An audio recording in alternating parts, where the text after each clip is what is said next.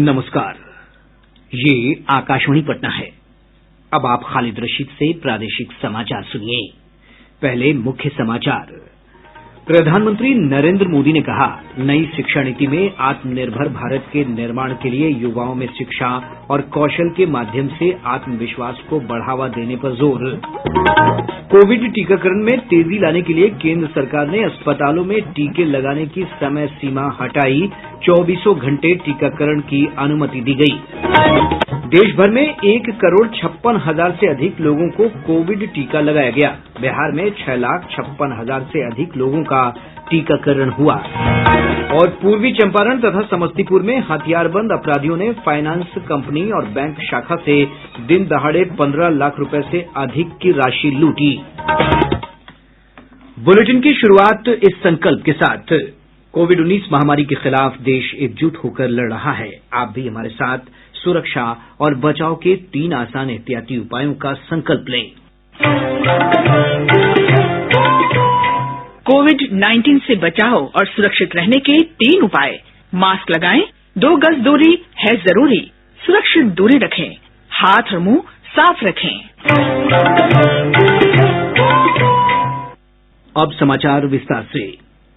प्रधानमंत्री नरेंद्र मोदी ने कहा है कि केंद्रीय बजट में किए गए प्रावधान से शिक्षा को रोजगार परक बनाने के सरकार के प्रयासों को विस्तार मिला है। उन्होंने कहा कि इस वर्ष के बजट में स्वास्थ्य के बाद सबसे अधिक ध्यान शिक्षा, कौशल, अनुसंधान और नवाचार पर दिया गया है।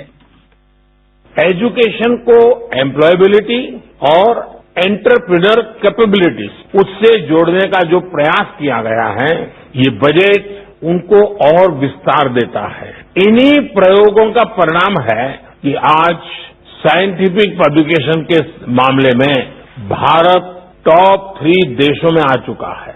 पीएचडी करने वालों की संख्या और स्टार्टअप इकोसिस्टम के मामले में भी हम दुनिया में टॉप 3 में पहुंच चुके हैं। ग्लोबल इनोवेशन इंडेक्स में भारत दुनिया की टॉप 50 इनोवेटिव कंट्रीज में शामिल हो चुका है और निरंतर सुधार कर रहा है। शिक्षा क्षेत्र में बजट प्रावधानों को लागू करने पर आयोजित एक वेबिनार को संबोधित करते हुए श्री मोदी ने कहा कि आत्मनिर्भर भारत के निर्माण के लिए देश के युवाओं में आत्मविश्वास जरूरी है, जो उनकी शिक्षा, ज्ञान और कौशल से सीधे जुड़ा हुआ है। साथियों, आत्मनिर्भर भारत के निर्माण के लिए देश के युवाओं में आत्मविश्वास जरूरी है।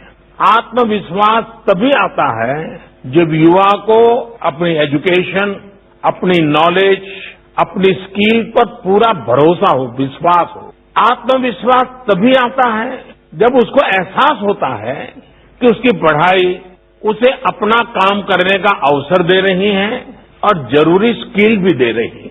नई राष्ट्रीय शिक्षा नीति इसी सोच के साथ बनाई गई है।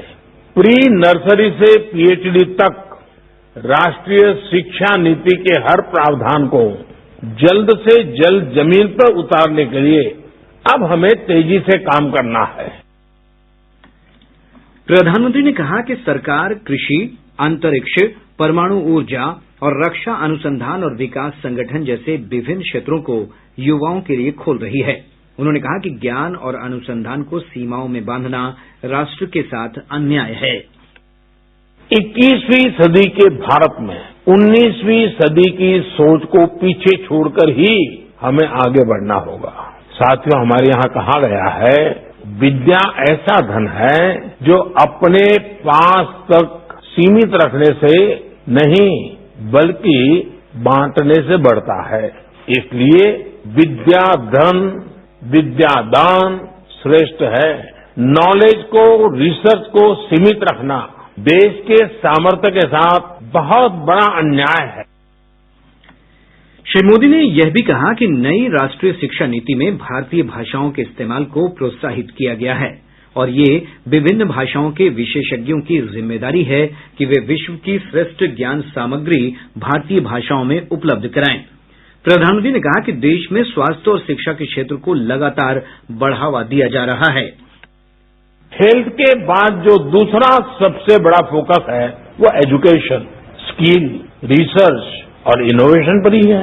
देश के यूनिवर्सिटी, कॉलेज, R&D इंस्टीट्यूशंस को मैं बेहतर सिनर्जी आज हमारे देश के सबसे बड़ी जरूरत बन गई है। इसी को ध्यान में रखते हुए ग्लू ग्रांट का प्रावधान किया गया है, जिसके तहत अभी 9 शहरों में इसके लिए जरूरी मैकेनिज्म तैयार किए जा सके। शिक्षा मंत्री विजय कुमार चौधरी ने आज कहा कि राज्य में प्रारंभिक स्कूलों में मातृभाषा में पढ़ाई शुरू होगी।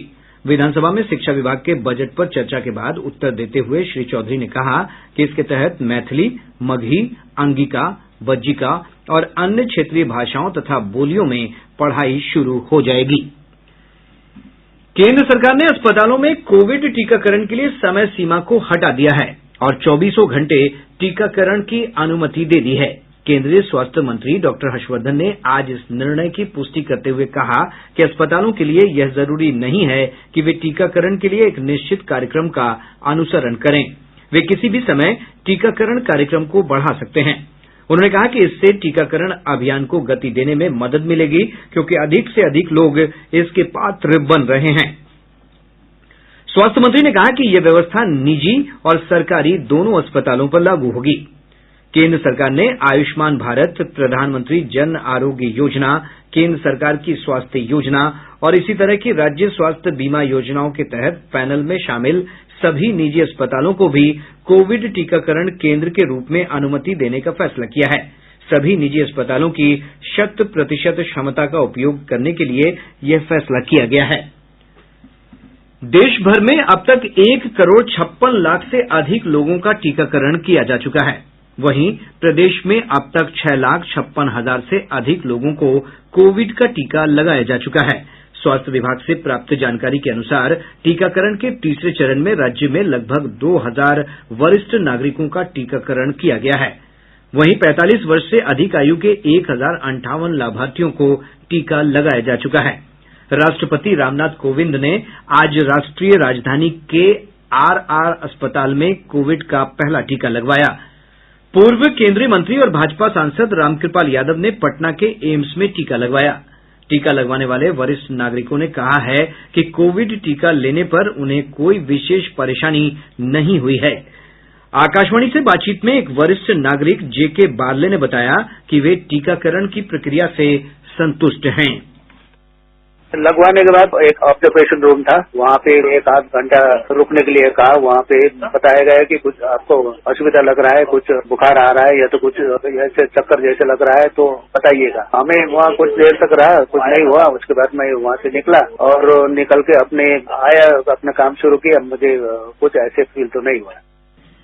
शिक्षा विभाग ने प्रदेश भर के स्कूलों में कक्षा 1 से 9 तक नामांकन के लिए विशेष अभियान चलाने का निर्णय लिया है।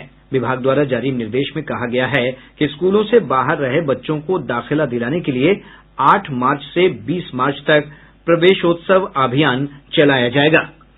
प्रादेशिक समाचार आप आकाशवाणी पटना से सुन रहे हैं। राज्य सरकार ने कोविड महामारी के कारण सरकारी स्कूलों में नहीं आने वाले सभी छात्रों को साइकिल और पोशाक समेत अन्य योजनाओं की राशि देने का फैसला किया है। मुख्यमंत्री नीतीश कुमार की अध्यक्षता में राज्य मंत्रिमंडल की बैठक में इस आशय के प्रस्ताव को स्वीकृति दी गई। छात्रों को इन योजनाओं का लाभ देने के लिए चालू शैक्षणिक सत्र में 75% उपस्थिति की अनिवार्यता से छूट दे दी गई है।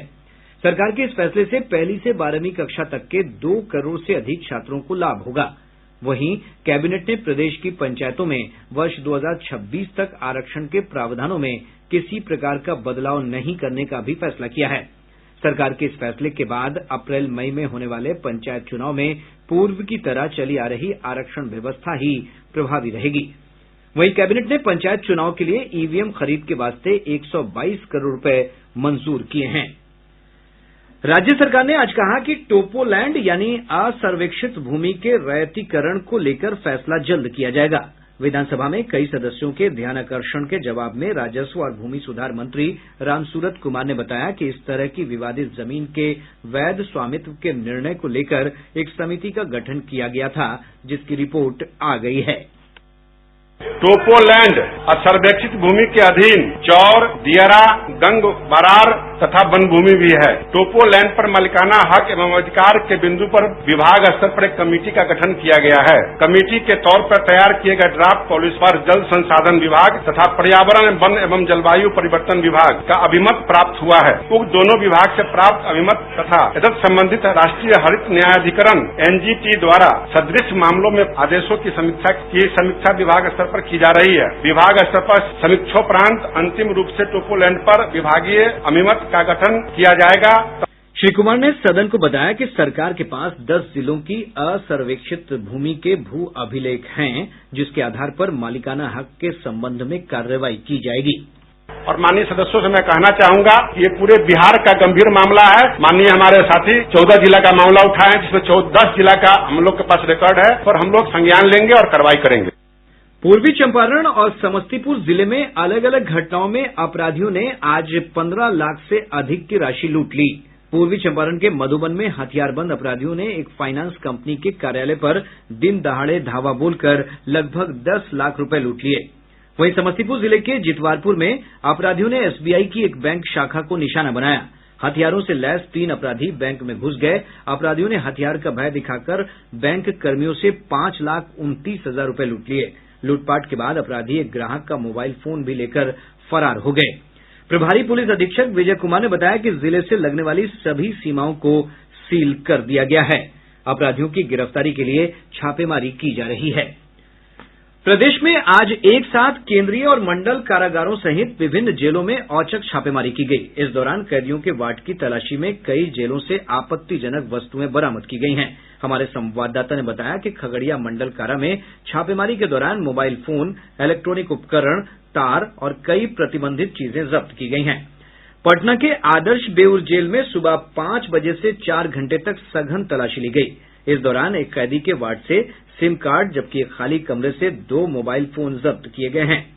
इस मामले में जिलाधिकारी चंद्रशेखर सिंह ने आरोपी कैदी के खिलाफ प्राथमिकी दर्ज करने के आदेश दिए हैं। इधर तलाशी के दौरान कार्य में लापरवाही बरतने के आरोप में जेल उपाधीक्षक संजय कुमार को कारण बताओ नोटिस जारी किया गया है। मुख्यमंत्री नीतीश कुमार ने छापेमारी के संबंध में पत्रकारों के प्रश्न के जवाब में कहा कि कार्रवाई के दौरान जो भी चीजें सामने आई हैं, उस पर उचित कार्रवाई की जाएगी। मौसम विभाग ने कहा है कि पछुआ हवा के कारण पिछले 24 घंटों के दौरान तापमान में गिरावट आई है। मौसम वैज्ञानिक SK पटेल ने बताया कि पछुआ और उत्तर पश्चिमी हवा के प्रभाव से आर्द्रता में कमी आई है।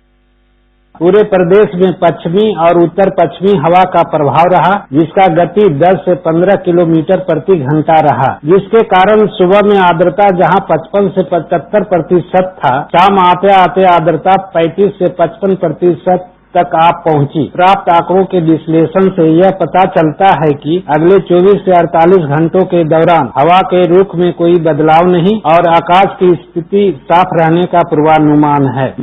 कांग्रेस के वयोवृद्ध नेता और प्रदेश कांग्रेस कमेटी के मीडिया सेल के प्रमुख HK वर्मा का आज निधन हो गया। पार्टी के प्रदेश अध्यक्ष मदन मोहन झा, कांग्रेस विधानमंडल दल के नेता अजीत शर्मा समेत विभिन्न दलों के गणमान्य लोगों ने उनके निधन पर गहरा शोक व्यक्त किया है। और अब अंत में मुख्य समाचार एक बार फिर।